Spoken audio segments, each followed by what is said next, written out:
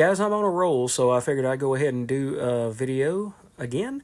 So this is the second in the Bigger Than Life series, and we're going to talk about this giant Treasury edition facsimile that I got today that covers 4 Batman issues.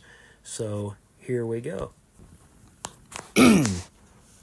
Okay, so I literally had to pull the camera back for this because this thing is massive. Now, remember the last video that I just did that had the Batman First Night, and then what that measures up to next to a regular monthly comic book. So this thing is absolutely a monster. Okay, so let's go ahead and take that out of the way. And then we'll take First Night out of the way. Put this over here. All right, so this is a reprinting of 4 of the Denny O'Neil and Neil Adams Batman books. Let's see which ones it says in the back. Oh, by the way, it's a wraparound cover on top of everything else. And it says The Dark Knight Detective versus Ra's al Ghul. All right. So this covers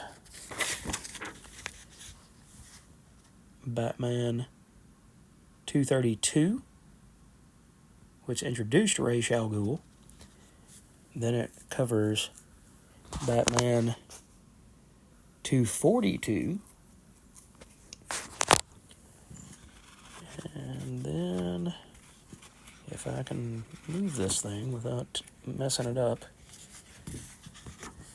then it also covers Batman 243 and 244. So it's some really classic Batman issues. And I mean, how much more classic can you get than having Neil Adams be the artist, who also did the cover to this particular issue? And it's 76 pages of just massive artwork, and I love every minute of it.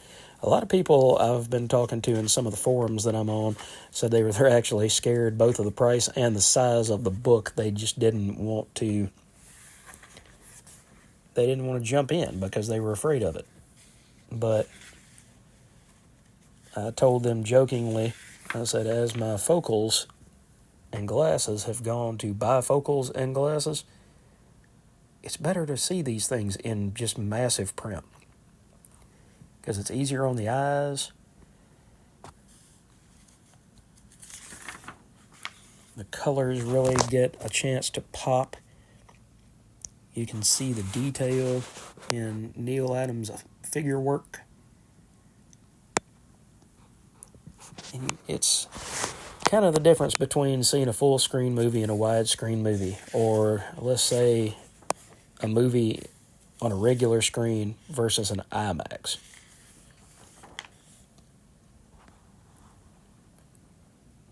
You just get the sense of power from how big this book is. It's almost like there's more weight to the panels, more weight to the layouts and the artwork itself, simply because you can see it that much more clearly. Al Ghul has always been an interesting character, and it's always been, trekking from one part of the world to the other. He's lived for thousands of years, so Batman never really has a dull moment when he's around Ra's al Ghul or Talia. Just look at how beautiful the artwork is and how wonderfully the colors come through on the page.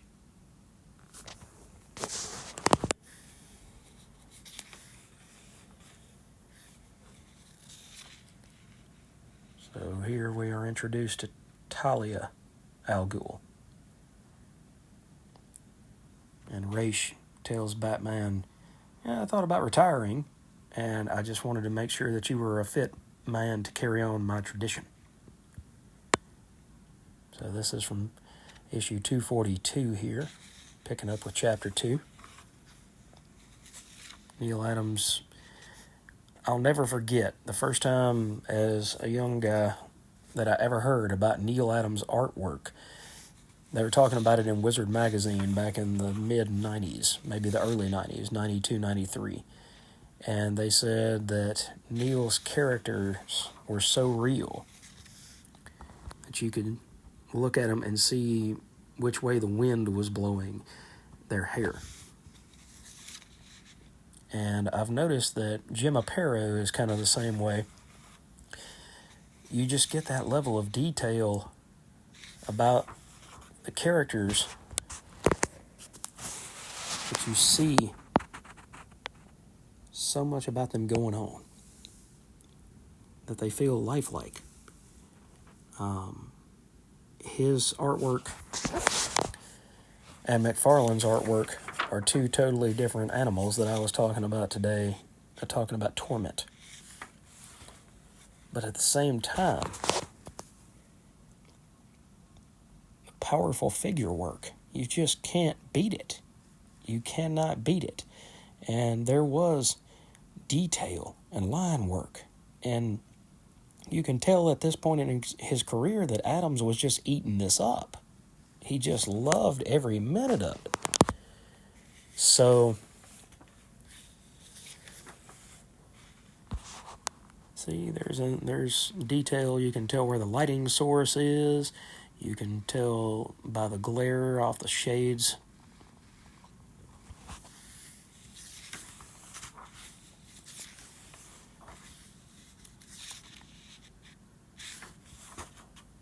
At this point, Denny O'Neil,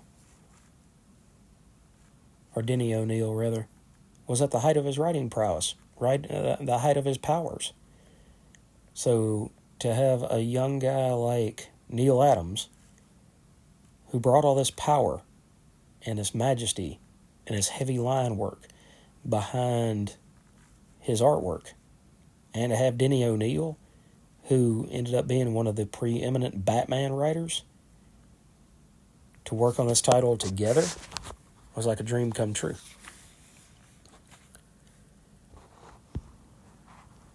And you get to see Ra's come out of the Lazarus pit for the first time. And you see the look on his face. It says a mirthless, insane joy glittering in his eyes. And here he comes out of the pit. And he's coming.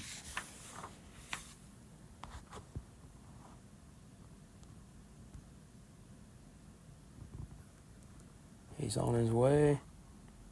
Ling goes to attack him. He says he fears neither man nor ghost. And the arm lashes out too quickly to be seen, and Ling is down.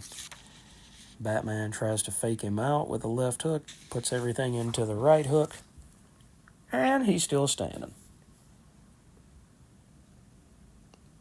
Look how the cape flows. Look how Batman's body contorts. He's leaping. You can tell that it's an actual leap. It's how a human being would do it. And you just see Ghul throw him against the wall like he's nothing, and he's out cold.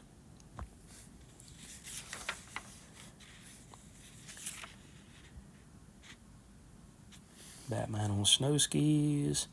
Batman interspersed between those panels.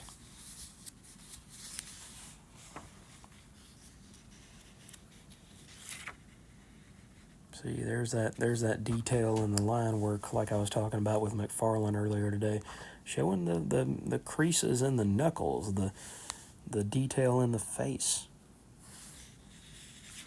That's the kind of detail that I like to see, and it's so much easier to see in this bigger, larger format.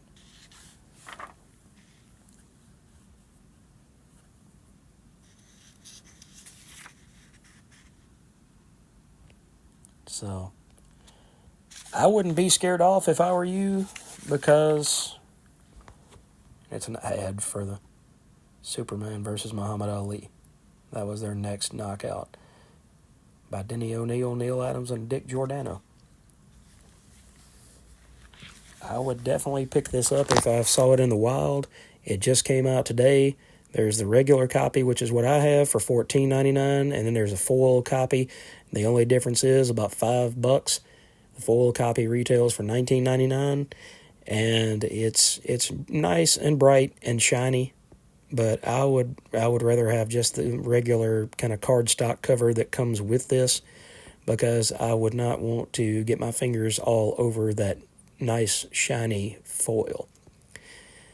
So I hope y'all have enjoyed checking this out. Like I said, don't forget just how big this book is. So if you do decide to get a backer board and bag for it, remember to get one big enough to handle something of that size. All right, everybody. Thanks for watching this video, and I will see you next time around. Batman over and out.